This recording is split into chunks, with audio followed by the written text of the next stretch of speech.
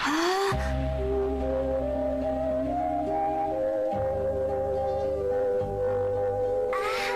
Mama! Mama! Mama! Galing ako ng Italy, Mama! Mama, si Marco po ako! Mama, natatandaan mo ba ako? Si Marco po ako! Mama!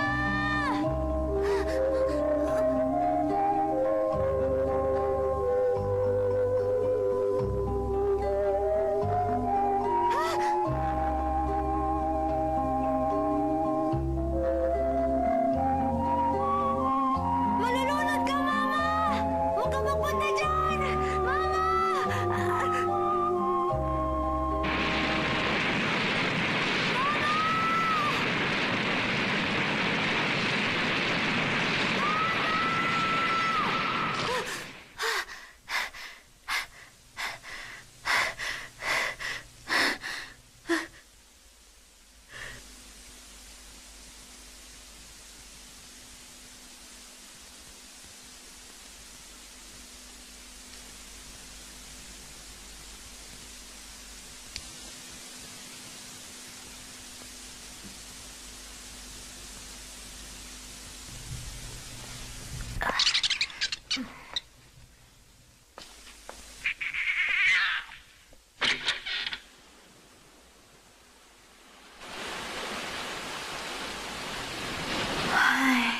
Parang totoo. Panaginip lang pala. Medyo, pasensya na. Nagising ka sa pagsigaw ko.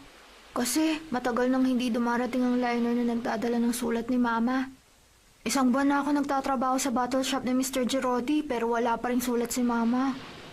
Hindi ko alam kung kumusta na ba si Mama. Sige na nga, gabi pa naman kaya pwede pa tayo matulog.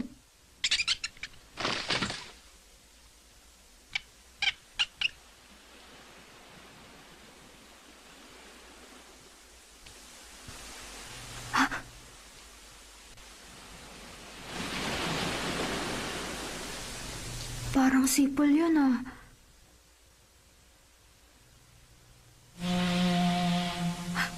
Meron ulit. May narinig nga ako.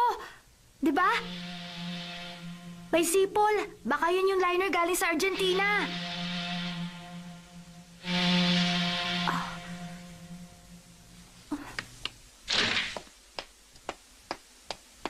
Papa! Bumangon ka, dumating na ang liner. Papa, gising na!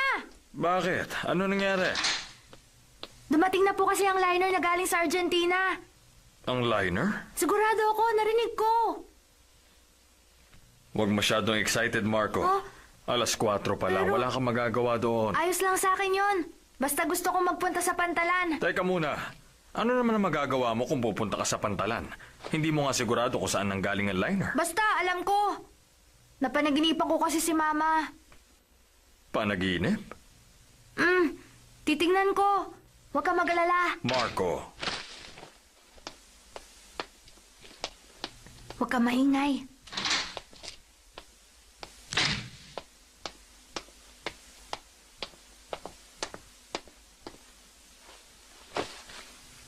Ang anak kong yon, ang hirap pigilan.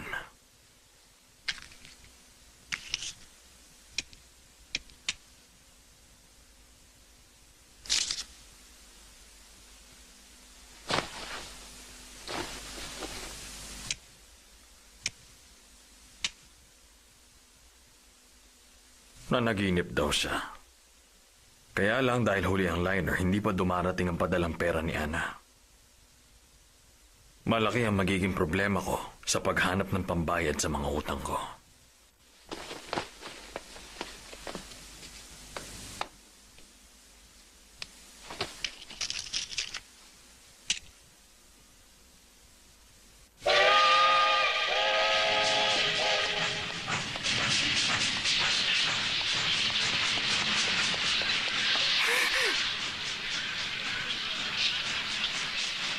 Nandito na nga ang liner. Yay! Hello, Auntie Gina. Uy, Hoy, Marco. Paano mo nalaman dumating ang liner? Napanaginipan ko kasi si Mama. Pagkatapos narinig kong sipol ng liner. Ang dami palang dumating na kargamento. May naaamoy ka ba? Ha? Yung amoy ng mga hayop. Ayun, tingnan mo yun. Ang Argentina ay mas malaki kaysa sa Italia. Malawak ang mga taniman nila doon at pastulan ng mga hayop. Ang sabi nila ay para itong paraiso na nasa mundo. Pero, sobrang nahuli ang liner. Nakakapagtaka nga. Ang balita ay nagkaroon ng kaguluhan sa bansa ng Argentina. Nagkagulo. Ah, hindi naman siguro. Dumating naman ang liner, hindi ba? Auntie, alam mo ba kung may sulat galing kay Mama? Pwede ko bang makuha? Kay Francesco care of Mr. Kelec. May Ana Rossi ba para kay Pietro Rossi? Wala rin galing kay Mr. Melili.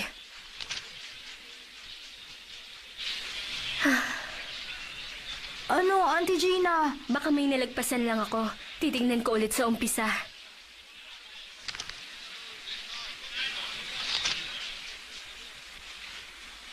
Wala eh. Wala dyan. Baka naman kasi hindi lang nailista. Huh? Marco, Papa! Mr. Rossi, magandang umaga sa'yo, Miss Gina. Papa, walang sulat galing kay Mama. Ha? baka mali lang ang dokumentong ito. Regular na nagpapadala ng sulat ang nanay mo sa inyo. Kung nagpadala siya, nandun lang sa opisina yon.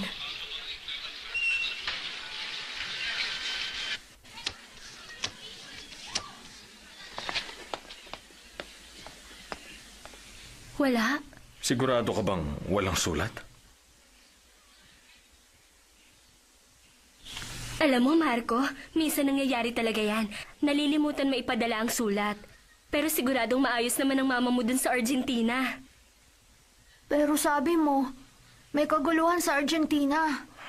May gulo? Ah, baka chismis lang. Narinig ko lang na pinag-uusapan ng crew namin. Uy, Gina!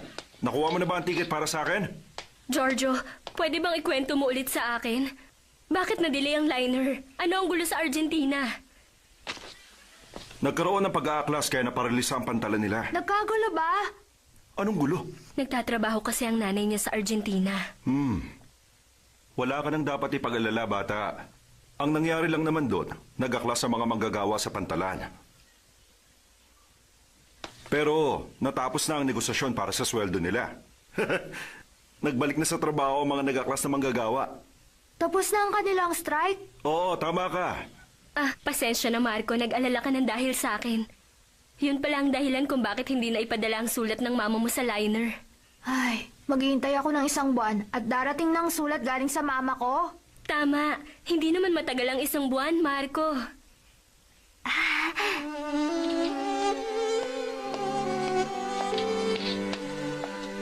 Marco, hindi mo na ako uuwi.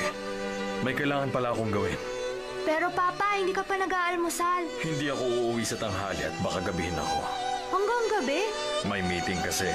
Eto ang pera. Ang payo ko sa iyo, magtanghalian ka mag-isa at sa hapunan naman isama mo si Amedyo sa shop ni Sebelino na paborito mo. Magpupunta ako sa shop ni Sibelino at kakain kami ng pizza na maraming keso. Yun nga ang gawin mo. Wow! Amedyo, masarap ang hapunan natin mamaya. Marco, mag-ingat kayo. Opo! Mag-iingat ka! Ayos! Kung wala si Papa sa tanghalian, mas marami akong oras para magtrabaho. Nakinig ka, medyo. Si Auntie Catalina magbibigay ng tanghalian mo. Sa bahay ka lang at maging mabait ka.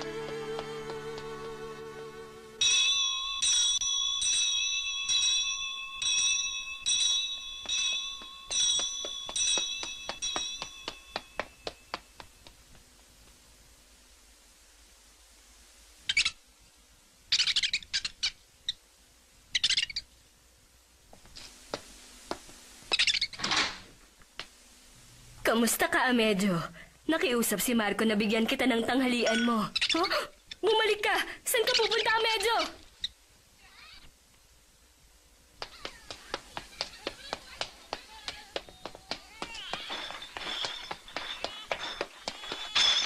Nandito na ako, Mr. Gerati. Hoy, Marco! Maaga ka yatang dumating ngayon. Dumiretso ako pagkatapos sa school. Kumain ka na ba? Hindi pa ako gutom. Ganon ba? May natanggap akong malaking order pero hindi ko pa alam kung kaya nating i-deliver. Halika, tulungan mo ako. Apo!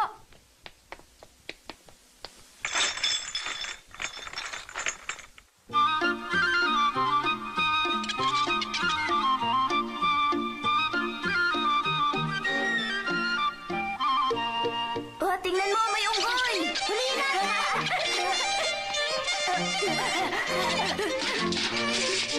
Oh, yung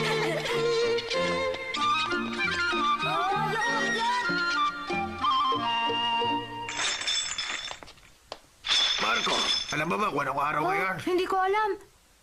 Ilang buwan ang tapos ang birthday ko. Basta makikita mo, babalik ako agad. Mag-iingat ka!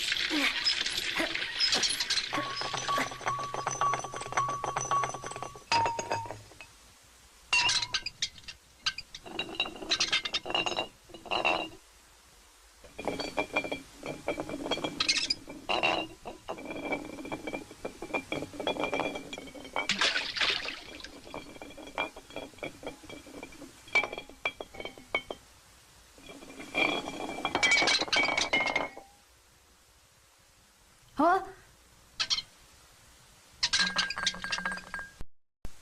Amedyo! Hindi ka pwede dito. Lugar ng trabaho ko ito. Huwag kang mangiliti. Lagot ako pag nakita ka ni Mr. Girotti. Ha? Marco! Ha? Apo! Dito ka lang, Amedyo. Nandiyan na po! Ayan, tanghalian mo. Kuhain mo ang bote sa labas at ipasok mo. Apo, maraming salamat, Mr. Girotti. Bilis na, Marco! Ito, saan ko ilalagay? Dito.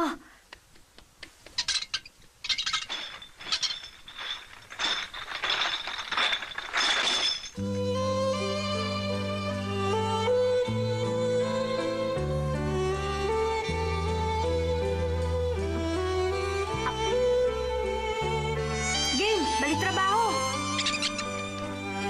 Sabi ko na sa'yo, hindi tayo pwedeng maglaro. Dito ka lang muna, huwag kang lalabas. Ang kulit mo, huwag mong gawin yan.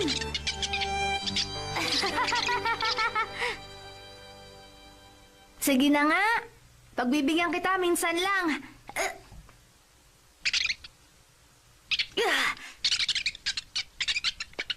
Ngayon, pumasok ka na sa loob.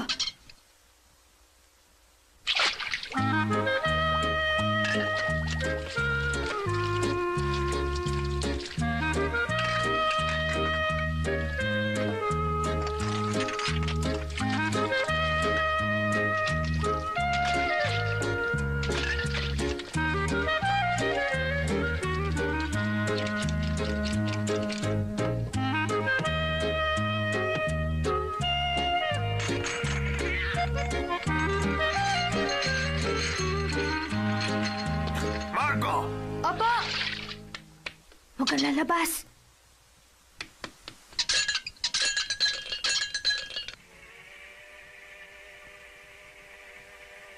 Manager Rossi, hindi ito ang pinagkasunduan natin. Pero siguradong magbabayad naman ako sa iyo bukas. Hindi na yun pwede. 2 buwan mo nang sinasabi sa akin yan. Mr. Pelati, pwede mo akong pagkatiwalaan dito. Nangako si Mr. Muleni na bibigyan niya ang ospital ng loan. Ha? Si Mr. Muleni? Yung may-ari ng bangko? Imposible. Magkikita kami mamayang gabi. Kung hindi ka naniniwala, itawagan mo na lang siya. Ha? Manager, si Dr. Ron Baldini ay aalis na daw. Ang dami pang pasyente. Sandali. Sinabi mo bang hindi makakapunta si Dr. Mardy? Opo. O sige, kakausapin ko siya. Maraming salamat, manager. Ang apo ko ay mabuti na ang lagay. Hindi ko alam kung paano ko kayo pasasalamatan. Hulog kayo ng langit sa Mabuti amin. naman pala. Mauna na ako. Doktor, Tapos na ang clinic hours ko, kaya naman uuwi na ako. pero maraming pasyente sa labas. Nag-day off kasi si Dr. Mardy. At dahil doon, kailangan bang ako ang umako sa lahat ng mga pasyente niya ngayon? Doktor, alam mo naman, mga mahihirap na pasyente ang nagpupunta dito na tinatanggihan ng ibang mga ospital. Pietro, wala akong komento tungkol sa kawang gawa mo sa mahihirap. Pero ang doktor ay hindi ordinaryong manggagawa. Kulang ka ng doktor, late ka magpasweldo. Gusto mo pa kaming mag-overtime? Kung itutuloy ko pa ito, ay magkakasakit na ako. Nag-day off si Dr. Mardy dahil sobrang na-overwork siya rito. Pero, Ang kalusugan ng doktor ay mahalaga rin, Pietro. Aalis na ako ngayon dahil pagod na ako. Pwede bang next week na lang ako bumalik? O kaya naman... next week na lang, ipapaliwanag ko sa mga pasyente ang ating sitwasyon. Oo, pero hindi na pwedeng magtagal ang ganitong kondisyon namin mga doktor. Sige. Excuse me po. Nagpunta ang messenger ni Mr. Muleni para sabihin cancel ang meeting niyo mamayang gabi. Bakit daw? Excuse me, aalis na ako. Bakit kaya? Kailangan makausap ko siya mamayang gabi.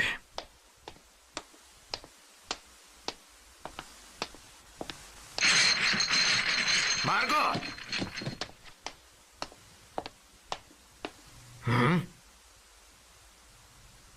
Nandito na! Amedyo, bakit ka kasi lumabas? Amedyo? Unggoy po ito ng kapatid ko. Baka nabagot sa bahay kaya lumabas. Ang mga bote.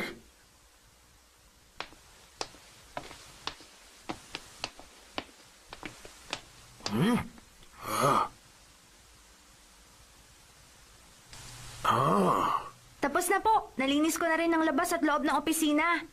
Sobrang pinabilib mo naman ako. Ginawa mo ang lahat ng ito ng ganong kabilis lang. Kaya ko ang lahat kahit mag-isa lang ako. Magaling. Ibibigay ko na sa iyo ang sweldo mo, Marco. Sweldo? Oo nga. Ito ang pinakauna kong sweldo na galing sa inyo.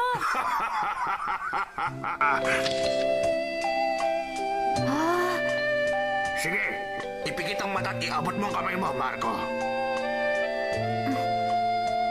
Yan ang sweldo mo. At may bonus ka dahil sa sobrang sipag mo magtrabaho.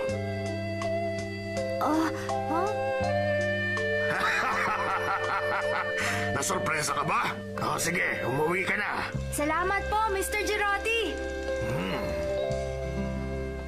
Babalik po ako bukas.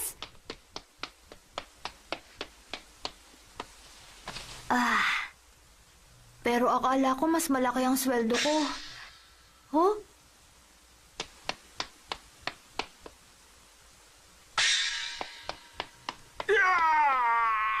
Sinaksak mo ang puso ko nagmamahal sa'yo ng wagas. Mahal ko, prinsesa. Napakasama mong babae kang malanda eh. Sa wakas! Napakagandang pagtatapos! Ang nagbabagang pagmamahal ko'y namumulaklak na tulad ng pulang rosas. Lalago ito mapilit Marco! man sa matinding ulan o araw. Tonyo, kailan ka dumating? Kanina lang. Nakakuha ko ng sulat kay Papa na lilipat tayo ng tirahan bukas. Ano? Lilipat?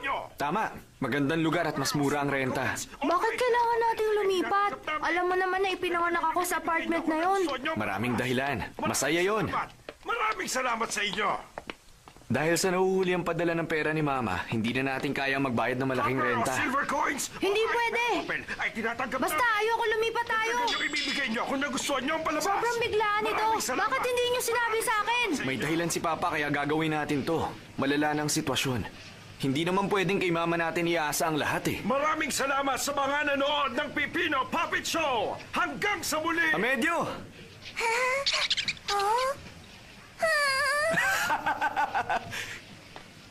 Konting pasensya. Tutulong ako sa mga gastusin kapag lumaki ng sweldo ko. Nasaan si Papa? Gagabihin daw. Ganun ba? Sige, lumabas tayo mamaya para mag-celebrate. Gagastos lang tayo. Dapat magtipid. Meron naman akong konting ipon eh. Minsan lang naman. At sige, sagot ko. Talaga? Sa Sebelino, sobrang sarap ang pizza nila. Payag na siya. Dahil ako magbabayad, excited ka na kumain, no? Matagal na rin ako hindi lumalabas ng bahay para kumain. Paminsan-minsan lang naman. Sige, tara na. Fiolina! Marco, tara na! Nakaraos din. Maliit ang kinita natin. Fiolina, tara na! Huwag ka na malungkot. Ang bagong apartment, pinakataas, kaya kita ang dagat mula sa bintana. Ang dagat? Oo. Ang asul na Mediterranean Sea ay parang painting na nakasabit sa ating bintana. Makikita ko agad ang liner pagdating nito. Siyempre naman. Ikaw ang pinakauna makakakita sa pagdating ng Michelangelo. Ang dagat. Oo, makikita mo ito sa umaga, tanghali at gabi.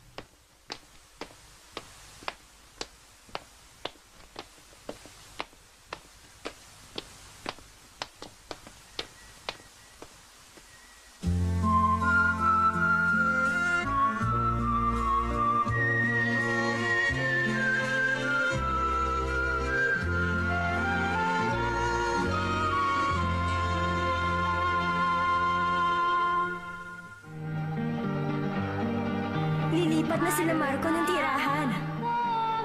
Excited siyang tingnan ng dagat mula sa kanilang bintana at tanawin ang mga dumadaang barko. Pero laking gulat niya na sira at madumi pala ang kanilang lilipatang apartment.